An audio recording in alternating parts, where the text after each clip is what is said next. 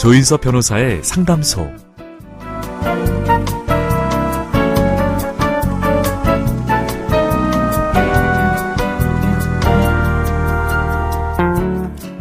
제 옆자리는 항상 여러분을 위해서 비워두고 있습니다. 차 한잔 하러 오셔도 좋고요. 어제 있었던 이야기를 하러 오셔도 됩니다. 위로가 필요한 날에는 가만히 앉아있다 가셔도 좋습니다. 혼자 고민하지 마세요. 제가 들어드리겠습니다.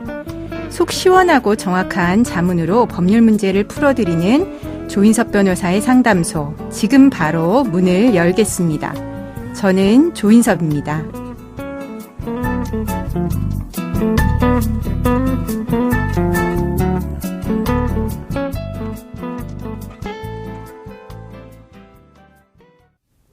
당신을 위한 로하우스 조담소에서 당신의 고민을 초대합니다. 김미루 변호사와 함께합니다. 안녕하세요. 예, 안녕하세요. 처음 인사드립니다. 김미루 변호사입니다. 네, 오늘은 어떤 사연이 도착했을까요? 한번 같이 보실까요?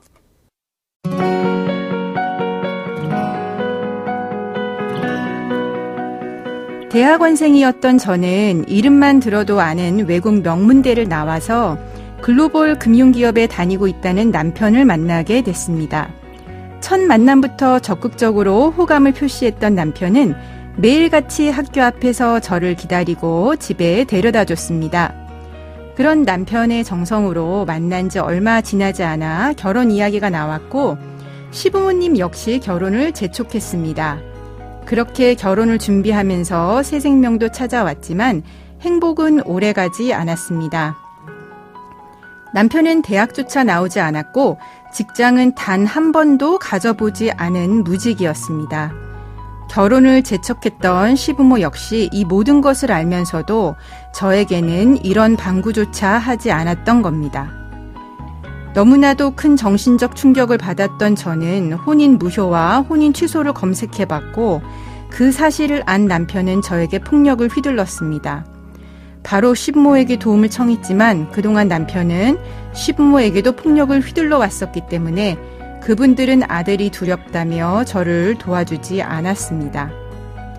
뱃속의 아이를 지켜야 했던 저는 숨죽이며 살았고 혼인 취소 소송은 꿈도 못 꾼 채로 친정에도 숨기고 지난 7년 동안 무기력하게 살아왔습니다. 둘째까지 생긴 뒤라 평생 벗어날 수 없겠구나 생각하던 무렵 남편은 술을 잔뜩 먹고 들어와 여느 때와 같이 저를 구타했는데 얼굴을 세차게 밟았고 전치 5주의 상해를 당했습니다. 이 지경까지 이르자 저는 친정언니에게 도움을 요청했고 아이들을 데리고 그곳에서 빠져나올 수 있었습니다. 용기를 내어 남편과 이혼하려고 합니다. 그런데 남편은 무직인데다 여태껏 시부모가 생활비를 줬고 지금까지 살았던 집도 시아버지 명의입니다. 오히려 제게는 빚만 있을 뿐입니다. 제가 재산 분할이나 위자료를 받을 수 있는 걸까요? 무엇보다 아이들을 위해서 양육비를 제대로 받을 수 있을까요?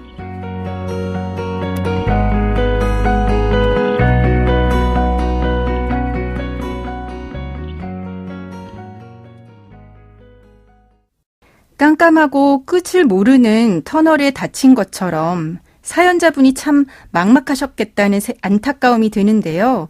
네, 가정폭력으로 인한 이혼입니다. 이 경우는 이혼소송과 형사고소를 함께 진행해야 하는 거죠? 네, 이렇게 무차별적이고 지속적인 폭력을 당하셨을 때 형사고소는 꼭 진행하셔야 하겠습니다. 가정폭력을 경찰에 신고하는 경우 형사사건으로 처리될 수도 있고 가정폭력 사건으로 처리될 수도 있거든요. 네. 특히 가정폭력이 있어도 배우자를 전과자 만든다고 하면서 꺼리는 분들이 있는데 네. 가정폭력이 가폭법으로 처리되면 사회봉사 수강명령으로 처리되고 전과가 남지 않게 됩니다. 형사사건으로 처리되면 당연히 전과도 남게 되고요. 네, 그러면은 이제 만약에 배우자가 형사처벌을 받을 경우에 예를 들어서 실형을 받게 된다거나 하면 바로 이혼이 성립되나요? 아니면은 이혼 소송에서 유리하게 작용을 하는 겁니까? 우리 법이 형사와 민사, 가사는 별개입니다. 그러니까 형사처벌을 받는다고 바로 이혼이 되는 것은 아닙니다. 다만 이혼 소송에서 상대방 육책 사유가 인정되는 부분이라 유리하게 작용을 할 수 있겠습니다. 네. 이러한 형사처벌을 받게 되면 저희 민법 이혼 사유 중에 배우자로부터 심히 부당한 대우를 당한 경우가 입증되는 거니까 이혼해서 남편이 유책 배우자가 되는 겁니다. 네, 남편이 근데 이 사연은 경제적인 능력이 전혀 없는 상황으로 보입니다. 결혼할 당시에는 대학이나 직업을 속였고 결혼한 이후에는 폭력을 행사하고 이럴 경우에는 사연자분이 위자료를 받을 수가 있게 될까요? 네, 이혼하는 경우 혼인 파탄에 책임이 있는 사람이 위자료를 주게 되는 건데요. 저희 네. 대법원 판례에 의하면 유책 배우자에 대한 위자료 액수를 산정할 때 그 기준에 대해서 유책 행위에 이르게 된 경우와 정도, 혼인 관계 파탄의 원인과 책임, 배우자의 연령과 재산 상태 등 모든 사정을 참작해서 법원이 직권으로 정한다고 이야기를 하고 있습니다. 네. 위자료는 파탄에 대한 책임을 지는 것이기 때문에 상대방의 경제 상황이 열악하다고 위자료가 인정되지 않는 것이 아닙니다. 오히려 지금 사연처럼 사기 결혼에다가 폭행까지 행사한 상대방에게 위자료가 더 크게 인정될 것으로 보입니다. 네, 아까 말씀하신 그 대법원 판례 태도에 의하면 위자료가 적지 않게 인정이 될 걸로 보이네요. 네. 근데 지금 재산 분할 같은 경우는 사연자분은 빚만 있다고 하셨습니다. 아마도 아이들과 함께 생활하기 위해서 필요했던 비용 때문에 빚이 생겼던 걸로 보이는데요. 이런 경우에 사연자분의 빚, 재산 분할로 어떻게 상대방한테 받을 수가 있을까요? 네, 빚이 있는 경우 이것도 나눠야 하는가라고 묻는 분들이 많습니다. 근데 빚도 분할 대상이 됩니다. 네. 예를 들어서 아파트 5억에 근저당 채무 3억이 있으면 채무 3억을 제외하고 2억이 분할 대상이 되는데요. 네. 재산이 없는 경우 채무만 있는 경우가 좀 문제인 것이죠. 그렇죠. 이 경우는 남편은 재산이 없고 이제 사연자분은 채무만 있죠. 예, 이런 경우에 그 채무가 가정 공동 생활을 위해서 사용한 것이어야 분할 대상이 됩니다. 네. 사연자분에게 채무가 있으신데 그것이 만일 혼인 생활을 위해서 쓴 것이라면, 그러니까 생활비로 쓴 거라면 오히려 상대방에게 채무 일정 부분을 갚아달라고 재산 분할 청구를 할 수 있겠습니다. 네.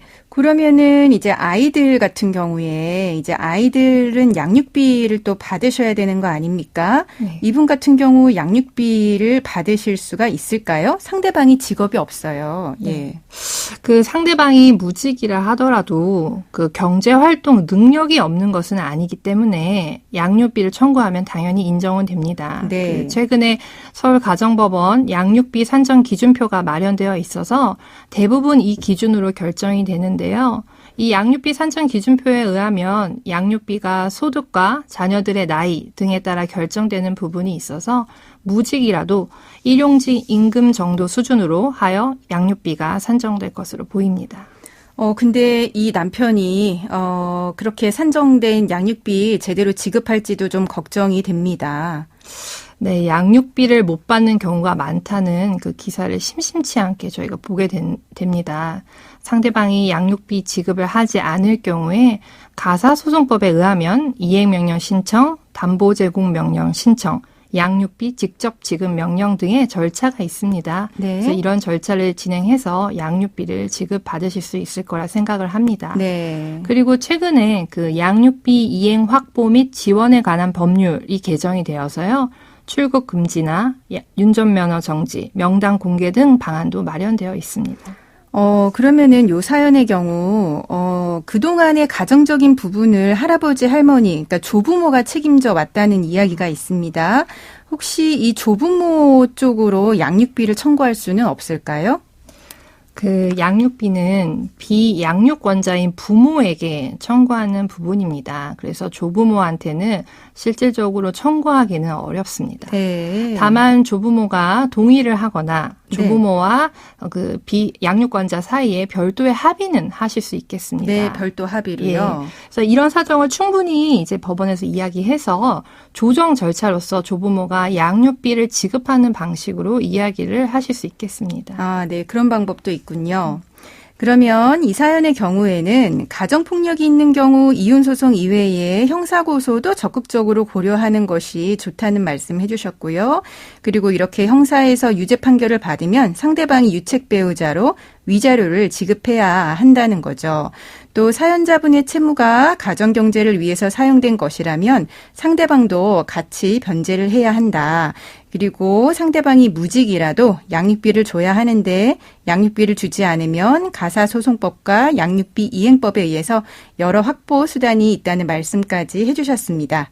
네, 지금까지 김미루 변호사와 함께했습니다. 감사합니다. 감사합니다.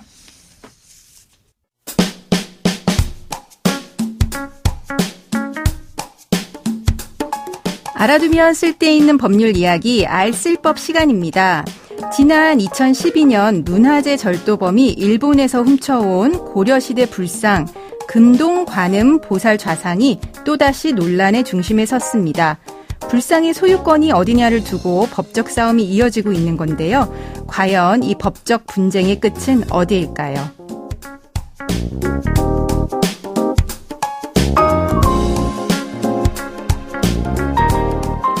금동 관음 보살 좌상은 고려 후반기에 제작되어서 충남 서산의 부석사에 보관되어 왔다가 고려 말에 왜구가 약탈해간 문화재입니다.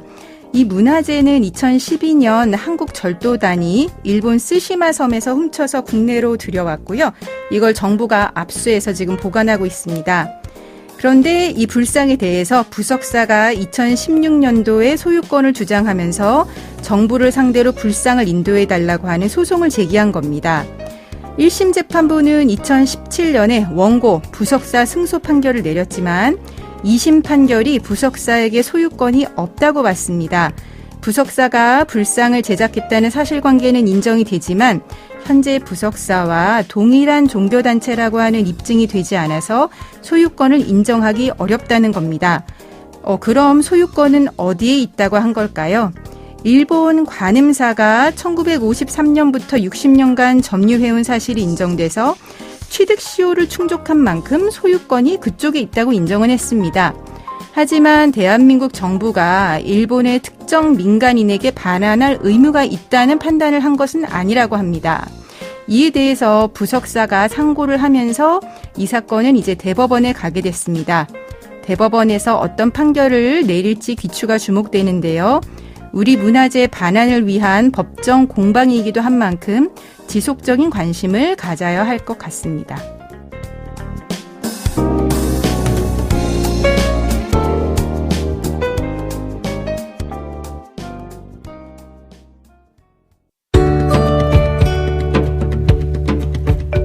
조인섭 변호사의 상담소, 조담소는 언제나 당신과 함께합니다. 끝곡으로 안토니오 카를로스 조빔의 웨이브 들려드리면서 저는 이만 인사드립니다. 지금까지 로이어 조인섭이었습니다.